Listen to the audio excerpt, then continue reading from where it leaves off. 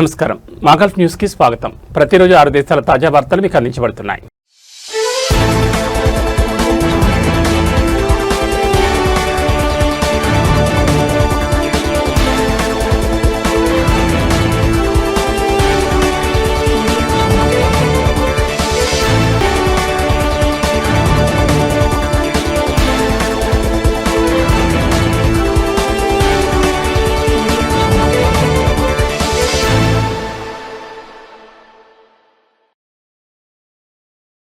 Saudi Arabia, United Arab Emirates ను లక్ష్యంగా చేసుకుని ఇటీవల జరిగిన డ్రోన్ దాడులను బహ్రెయిన్ ఎంపీలు తీవ్రంగా ఖండించారు.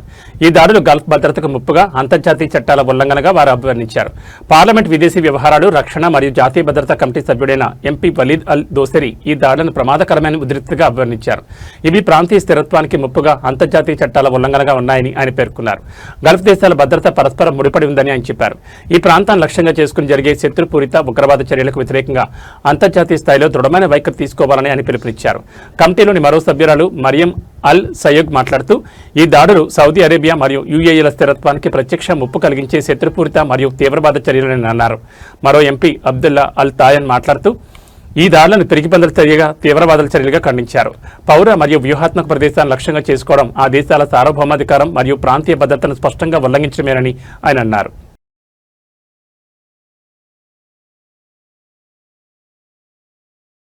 రాబోయే వార్షిక హజ్ యాత్రను పురస్కరించుకుని పవిత్ర స్థలాల్లోని సౌకర్యాల సంసిద్ధతను అంచనా వేయడానికి మక్కా డిప్యూటీ ఎమీర్ మరియు హజ్ ఉమ్రా శాశ్వత కమిటీ ఉపాధ్యక్షులు ప్రిన్స్ సౌద్ బిన్ మిషాల్ క్షేత్రస్థాయిలో పర్యటించారు. ఈ పర్యటనలో డిప్యూటీ ఎమీర్తో పాటు హజ్ మరియు ఉమ్రా ఉప మంత్రి డాక్టర్ అబ్దుల్ ఫత్తా మషద్, మక్కా మేయర్ ముసైద్ అల్ దావూద్, ప్రజా భద్రతా డైరెక్టర్ లెఫ్టినెంట్ జనరల్ మహ్మద్ అల్ వసామి మరియు పలు ఏజెన్సీలకు చెందిన పలువురు సీనియర్ అధికారులు పాల్గొన్నారు. ఈ క్షేత్ర పర్యటన మక్కా జెడ్డా ఎక్స్ప్రెస్ హైవేపై ఉన్న షుమైసీ తనిఖీ కేంద్రం చెక్ సందర్శనతో ప్రారంభమైంది. అత్యాధునిక స్మార్ట్ సాంకేతికతతో కూడిన 16 లేన్లను కలిగి ఉన్న ఈ తనిఖీ కేంద్రం గురించి ప్రిన్స్ సౌద్ వివరాలను అడిగి తెలుసుకున్నారు.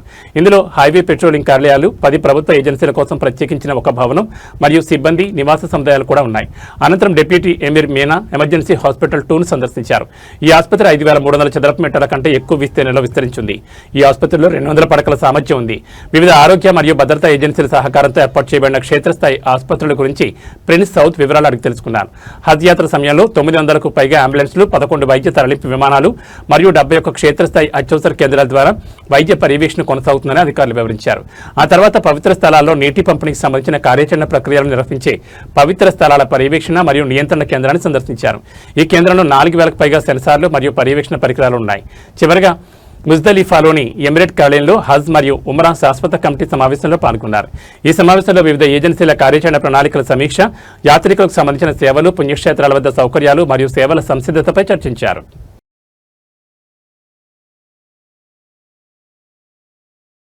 కువైట్ను సౌదీ రాజధాని రియాద్తో అనుసంధానించే హైస్పీడ్ సౌదీ కువైట్ రైల్వేలోని కువైట్ భాగానికి సంబంధించిన మార్గ కారిడార్ను మున్సిపల్ కౌన్సిల్ ఆమోదించింది.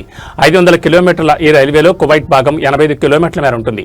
ఇది సౌదీ అరేబియాతో ఉన్న నైరుతి సరిహద్దుల నుండి కొత్త విశ్వవిద్యాలయం సమీపంలోని షదాదియా ప్రాంతం వరకు విస్తరించి ఉంటుంది. ప్రజా పనుల మంత్రిత్వ శాఖ అభ్యర్థన మేరకు కౌన్సిల్ కువైట్ లోపల రైల్వే ప్రాజెక్టు కోసం రైట్ ఆఫ్ వేని కేటాయించింది. మునుపటి అధ్యయనాల ఆధారంగా రైల్వే పనులు ఈ ఏడాది చివరిలో ప్రారంభమై 2030లో పూర్తి కానున్నాయి. గంటకు 300 కిలోమీటర్ల వేగంతో ప్రయాణించే రైళ్లు రియాద్ మరియు కువైట్ మధ్య దూరాన్ని 2 గంటల్లోపే చేరుకుంటాయి. గల్ఫ్ సహకార మండలిలోని ఇతర 5 సభ్య దేశాలైన Saudi Arabia, United Arab Emirates, Bahrain, Qatar మరియు ఒమన్లతో అనుసంధానించి 2200 కిలోమీటర్ల రైల్వేను పూర్తి చేయడానికి కువైట్ కూడా కృషి చేస్తోంది. $15 బిలియన్ ఈ ప్రాజెక్టులో 50% పైగా పూర్తయిందని, ఇది 2030లో కార్యకలాపాలు ప్రారంభించే అవకాశం ఉందని జీసీసీ తెలిపింది. ఇది ఉత్తరాన ఉన్న కువైట్ను, దక్షిణాన ఉన్న ఒమన్తో సౌదీ అరేబియా, బహ్రెయిన్, యుఏఈ మరియు ఖతార్ల ద్వారా అనుసంధానిస్తుంది.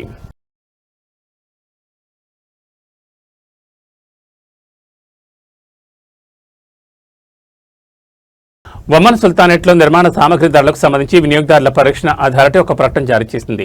నిర్మాణ సామగ్రి ధరలు స్థానిక మార్కెట్లలో వాటి పెరిగిన ధరల గురించి సోషల్ మీడియాలో ప్రచారంలో ఉన్న విషయాలను వినియోగదారుల పరిరక్షణ అథారిటీ పర్యవేక్షిస్తుందన్నారు. ధరల పెరుగుదల ప్రకటన ఫేక్ అని, అది వాస్తవ ధరల స్థాయిలను సరిగ్గా ప్రతిబింబించడం లేదని అథారిటీ స్పష్టం చేసింది. ఉదాహరణకు ఈ సంవత్సరం ఫిబ్రవరి మరియు మే నెలల మధ్య ఐరన్ ధర కేవలం 12%, సిమెంట్ ధరలు 18% పెరిగాయని తెలిపింది. స్థానిక సామగ్రితో సహా భవన నిర్మాణ సామగ్రి ధరలు సరఫరా మరియు డిమాండ్, ఇతర పరిస్థితుల కారణంగా సందర్భంగా ఆయా ప్రాంతాల్లోని పరిస్థితులను బట్టి వివిధ స్థాయిల్లో ధరల పెరుగుదల ఉంటుందన్నారు. ప్రస్తుత పరిస్థితిని నిరోధించడానికి వివిధ మార్కెట్లలో భవన నిర్మాణ సామగ్రి ధరలను పర్యవేక్షించేందుకు అథారిటీ తన పర్యవేక్షణ ప్రయత్నాలను ముమ్మరం చేసిందని తెలిపింది.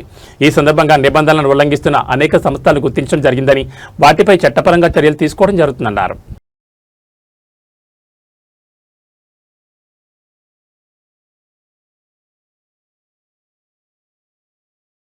ఖతార్లోని హమద్ అంతర్జాతీయ విమానాశ్రయం ఫ్లైట్ ట్రాఫిక్ నిర్వహణలో కార్యాచరణ సామర్థ్యాన్ని మరియు భద్రతను మెరుగుపరిచే లక్ష్యంతో డిజిటల్ రిమోట్ టవర్ వ్యవస్థను ఉపయోగించనున్నట్లు ఖతార్ సివిల్ ఏవియేషన్ అథారిటీ తెలిపింది. డిజిటల్ రిమోట్ టవర్ హమద్ అంతర్జాతీయ విమానాశ్రయానికి పూర్తి 360 డిగ్రీల కవరేజ్ను అందిస్తుందన్నారు.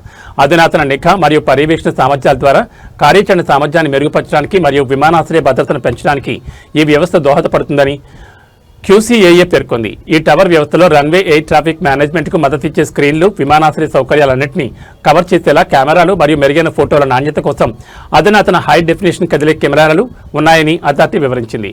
ఈ వ్యవస్థ విమానాలు మరియు వాహనాలను ఆటోమేటిక్గా ట్రాక్ చేయడంతో పాటు విమానాశ్రయ ప్రదేశాల మధ్య వేగవంతమైన నావిగేషన్ కూడా అందిస్తుందని అథారిటీ పేర్కొంది.